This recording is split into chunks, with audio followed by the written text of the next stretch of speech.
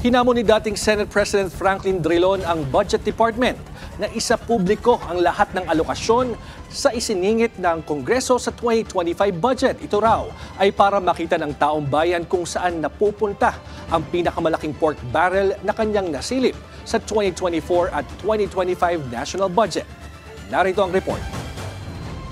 Bago magbagong taon, pinirmahan na ng Pangulo ang budget ng bansa para sa 2025. Pero nananatili pa rin itong kontrobersyal, lalo pat bilyong-bilyong pisong halaga ng mga proyekto ang isiningit ng Kongreso dito, na nakaapekto sa budget ng ilang mahahalagang departamento gaya ng Education, Health at Social Welfare. Sa panayam ng programang On Point kay dating Senate President Franklin Drilon, sinabi niyang aabot sa higit 731 billion pesos ang halaga ng congressional insertions o pork barrel sa 2024 at 2025 national budget.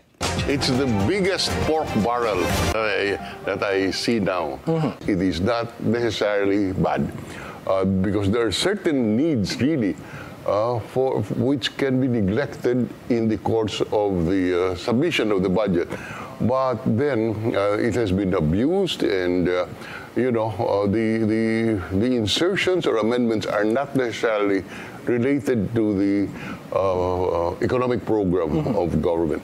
Lalo pat paparating na ang election season, ani Drilon, hindi maiiwasang magamit ang pork barrel sa kampanya. Kaya naman para maiwasan ito, anang dating senador, gawing for later release ang mga proyektong isiningit ng mga mambabatas.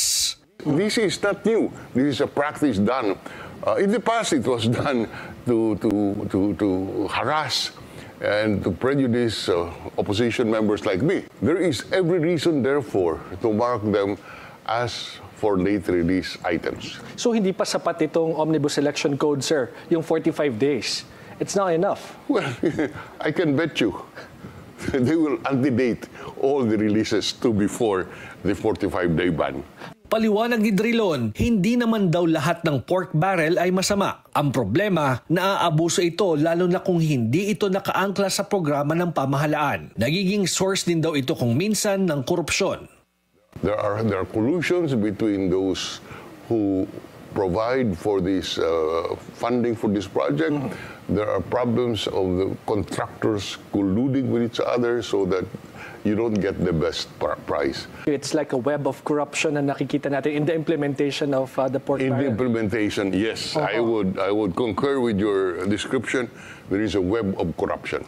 Kaya naman ang hamon niya sa Budget Department maging transparent sa pamamagitan ng paglalabas ng listahan ng lahat ng proyektong isiningit ng Kongreso sa 2025 budget. Sa ganito raw ay makikita at mababantayan ng publiko ang mga proyektong ginagastosan ng pondo ng bayan, kagaya halimbawa ng AKAP o Ayuda sa mga Kapusang Kita program. Ayon kay Baguio City Mayor Benjamin Magalong, problematic ang paraan ng pamamahagi ng mga ayuda dahil hindi ito sistematiko at nagagamit sa politika. Isa si Magalong sa nasa 200 mga retiradong general at mga opisyal ng military at pulisya na pumirma sa isang open letter sa Pangulo na nagpapahayag ng kanilang concerns sa mga pagbabagong ginawa ng Kongreso sa 2025 budget.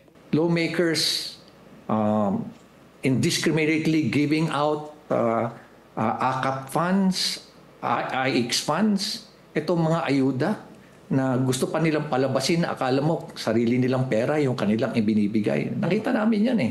Assuming na merong talagang legitimate na indigence yung nabigyan nila, the mere fact that they're not sharing their data with us, then there's a big possibility that the local government, kung may matanggap man kaming AKAP o AX, mabibigyan namin yung the same people who were listed in were included in their listing. Kasama sa isiningit na pondo ang nasa 26 billion pesos para sa AKAP. Sa veto message ng Pangulo sa 2025 budget, ginawang conditional ang implementasyon nito. Inutusan niya ang Social Welfare at Labor Departments kasama ang National Economic and Development Authority na gumawa ng panuntunan sa pamamahagi nito.